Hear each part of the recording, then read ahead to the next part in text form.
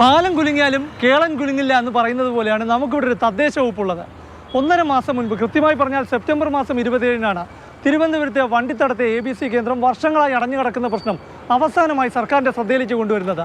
തിരുവനന്തപുരം നഗരത്തിൽ ഒരു രാത്രി ഒരു തെരുവ് നായ 40 പേരെ കടിച്ച ഗൗരവ പ്രശ്നം സർക്കാരിൻ്റെ ശ്രദ്ധയിൽ കൊണ്ടുവരാൻ വേണ്ടിയായിരുന്നു അന്നത്തെ ആ വാർത്ത. വണ്ടിത്തടത്തെ ABC കേന്ദ്രത്തിൽ ഒന്നും ശരിയായിട്ടില്ല, എല്ലാം അതേപടി കിടപ്പുണ്ട്. ഒരു ഫ്ലാഷ് ബാക്ക് കണ്ട പോലെ തന്നെയാണ്. പിന്നെ പട്ടിക്കൂടുകളൊക്കെ അന്ന് കണ്ട പോലെ അതേപടി നിരത്തി വെച്ചിട്ടുണ്ട്. നോക്കി, പൂട്ട് കണ്ടോ, തുരുമ്പ് കയറിയിട്ടുണ്ട്. മാസങ്ങളായി തുറന്നിട്ട് തന്നെ. 1 അല്ല 2 വർഷത്തിനിടെ പലതവണ വണ്ടിത്തടത്തെ ഈ ABC കേന്ദ്രത്തിൽ മാതൃഭൂമി ന്യൂസ് എത്തിയതാണ്. തദ്ദേശ വകുപ്പ് മന്ത്രിയുടെ വാക്കും പഴയ ചാക്കും ഒരുപോലെ എന്ന് തെളിയിച്ചു. 2 ബ്ലോക്കിന് 1 ആരംഭിക്കണം എന്നാണ് തീരുമാനിച്ചത്. അങ്ങനെ വരുമ്പോൾ ഏതാണ്ട് 76 എണ്ണം വരും. 37 എണ്ണം പ്രവർത്തന സജ്ജമായി എന്നാണ് വിലയിരുത്തിയത്. ഇത് നഗരസഭയുടെ ഇപ്പോൾ പ്ലാസ്റ്റിക് സംഭരിക്കുന്ന കേന്ദ്രം കേട്ടോ. തിരുവല്ലം വാർഡ്, പൂങ്കുളം വാർഡ്, ഈ 2 വാർഡുകളിലെയും പ്ലാസ്റ്റിക് മുഴുവൻ സംഭരിക്കുന്ന കേന്ദ്രമാണ് ഇപ്പോൾ ഈ ABC കേന്ദ്രം. അപ്പം ലക്ഷ്യമിട്ട് ഒന്ന്, നടപ്പാക്കുന്ന വേറൊന്ന്.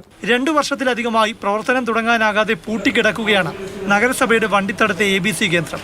സംസ്ഥാനത്തെ മറ്റു പല ABC കേന്ദ്രങ്ങളെയും പോലെ തെരുവുനായ പ്രശ്നം പരിഹരിക്കാൻ ഈ കേന്ദ്രം തുറന്ന് പ്രവർത്തിപ്പിക്കേണ്ട തദ്ദേശ വകുപ്പിനെയും തദ്ദേശ സ്ഥാപനങ്ങളെയും പ്രശ്നം എന്താണെന്ന് ബോധ്യപ്പെടുത്തിയതാണ്. പട്ടിയടി വാങ്ങുന്ന നാട്ടുകാർ ഒരു കാര്യം അറിയണം. ഹൈക്കോടതി നിയോഗിച്ച അമിക്കസ് ക്യൂറി ഇവിടെ വന്നു കുറച്ച് നിർമ്മാണ പ്രവൃത്തികളെല്ലാം നിർദ്ദേശിച്ചിരുന്നു. അതായത് ഈ സെപ്റ്റി ടാങ്കിൻ്റെ പണി പോലുള്ള കാര്യങ്ങൾ അത് ചെയ്തു തീർത്തിരുന്നെങ്കിൽ നഗരത്തിൽ അലഞ്ഞു തിരിഞ്ഞിറക്കുന്ന നായ്ക്കളെ ഇപ്പോൾ ഇവിടെ വന്ധ്യീകരണം ചെയ്യാമായിരുന്നു. പ്രാദേശിക എതിർപ്പ് കോടതി കയറിയതാണ് വണ്ടിത്തടം ABC കേന്ദ്രം തുറക്കാനാകാത്ത ഇപ്പോഴത്തെ പ്രശ്നം.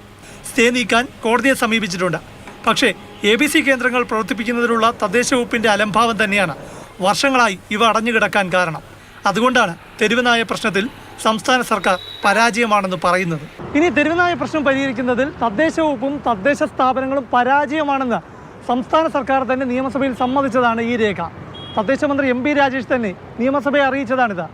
1-ാം പിണറായി സർക്കാരിൻ്റെയും 2-ാം പിണറായി സർക്കാരിൻ്റെയും കാലത്ത് ആകെ സംസ്ഥാനത്ത് വന്ധ്യംകരണം ചെയ്തത് 1 ലക്ഷം നായ്ക്കളെ മാത്രമാണ്. കൃത്യമായി പറഞ്ഞാൽ 1,42,256 തെരുവ് നായ്ക്കളെ മാത്രമേ വന്ധ്യംകരിക്കാൻ സംസ്ഥാന സർക്കാരിനായിട്ടുള്ളൂ.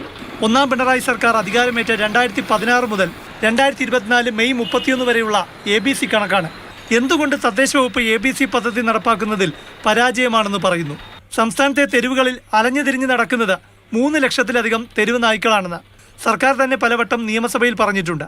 അതായത് ഭരണത്തിലേറി 8 കൊല്ലമായിട്ടും തെരുവ് നായ്ക്കളിൽ സമ്പൂർണ്ണ വന്ധ്യംകരണം നടപ്പാക്കാൻ സംസ്ഥാന സർക്കാരിന് കഴിഞ്ഞിട്ടില്ല. തെരുവുനായ പ്രശ്നം പരിഹരിക്കുന്നതിൽ തിരുവനന്തപുരം ജില്ലയിലെ അതേ അവസ്ഥയോ അതോ അതിലും ഭീകരമായ അവസ്ഥയിലുമാണ് മറ്റ് 13 ജില്ലകളും. തിരുവനന്തപുരം നഗരത്തിൽ ആകെ ഉള്ളത് ഒരു ABC കേന്ദ്രമാണ്. അത് നഗരസഭാ പ്രദേശത്തുമാണ്.